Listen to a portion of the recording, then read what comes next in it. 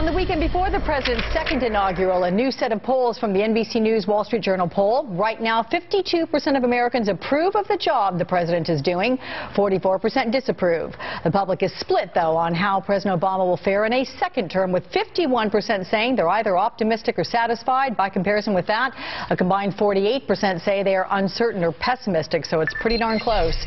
As for Congress, its job approval rating is 14%, while an overwhelming 81% think Congress is not doing a good job. Wow, those are terrible numbers. Joining me now, MSNBC contributor and political editor for The Griot, Perry Bacon Jr., and politics staff writer for Roll Call, Shira Toeplitz. And I'm so glad to see the two of you here in studio. Good to see you. It's kind of fun being down here in D.C. So let's go first up to the inauguration and the second term with you, Perry. How long do you think the president has to get anything significant or do really tough lifting and use politics and all that to get something accomplishment? We hear lame duck. He has the whole 4 years, but I think if you take it until now, until June 2014, once you get to like next year, about midway through, everyone in Washington will be thinking about the congressional elections, and then after that you're going to have a presidential election coming up, and then he loses the focus. But from I think now, the next 18 months, Obama's going to drive the agenda here in Washington. This is the best time for him to get through immigration reform, gun control, and this is the time for him right now. This next year particularly is when he has the most influence that he'll have. Do you concur with that, Shira? And if you do, what does that say about the last 2 years of 8 years for a president in the White House?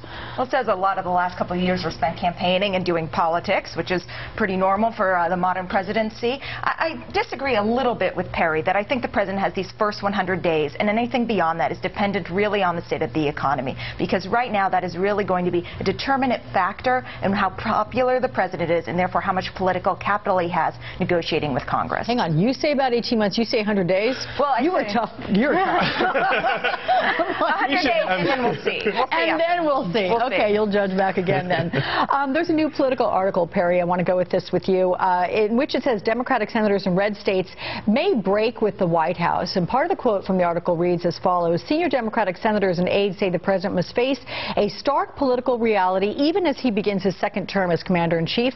Newly reelected and emboldened red state Democrats, as well as senators up for re-election in 2014, want and need to show independence from the White House. So if that's the case, how much does that affect the president's second-term agenda? That's a big challenge. Take an issue like gun control. You've already seen West Virginia's Joe Manchin. He's one of the red state Democrats we're talking about. He's all but said he's opposed to the assault weapons ban. He's very skeptical about everything that Obama's doing on gun control. That's the challenge. Is the president wants to get through immigration, gun control. He wants to raise taxes probably again.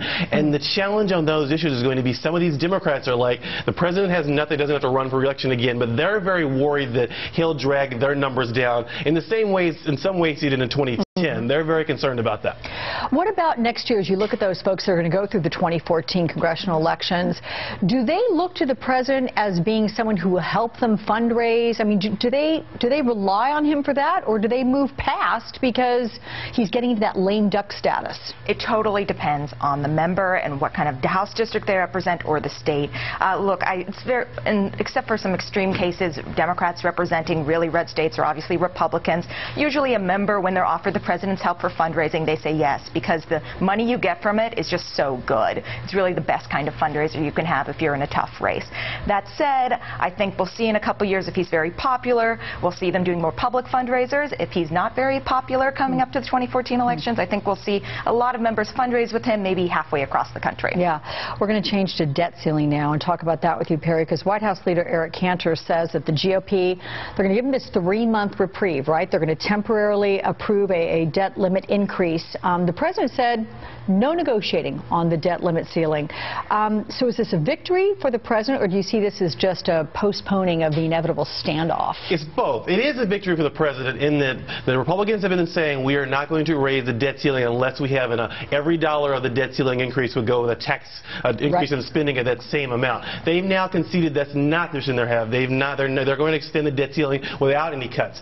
But that moves us to now where government government funding for this now, it expires on March 31st. And at that point, we are going to have some kind of showdown in which Republicans insist upon more spending cuts, and the president will insist on fewer spending cuts and probably some tax increases. So there will still be some kind of fight. I think we will have some kind of like clock to some kind of catastrophic event that could happen, like what we had in December. But it will not be about the debt ceiling, because the Republicans appear to have conceded Obama. They're very worried that Obama has the stronger hand on that particular issue. And what we had in 2011 too, lest we forget. What do you think the GOP strategy is here, Shira? I think they basically realized that their caucus cannot handle another very controversial, very divisive fight. They could just know their caucus can't do it. There are too many fractions within the caucus. They don't want another very public fight about it, so they're kicking the can down the road another few months and hope things are going to be a little bit more in their favor by then. You know, I spoke to some folks on the set this morning, one of whom said they think it's going to be kick the can down the road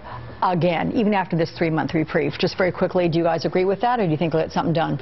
I do think this debt ceiling thing is going to keep coming up over and over again, because the Republicans don't want to concede the whole issue to the president, because this is their biggest negotiating tool. At the same time, the president, you saw the numbers, the president is so much more popular than Congress that it is hard to have a one-on-one fight with someone who's so much more popular than you are. Yeah, absolutely. I would not be surprised if we see kick the can down the road legislation repeatedly, and not just with this, but obviously with the continuing resolution to finance the government, that kind of stuff. It's all going to be 3 months, 6 months extensions.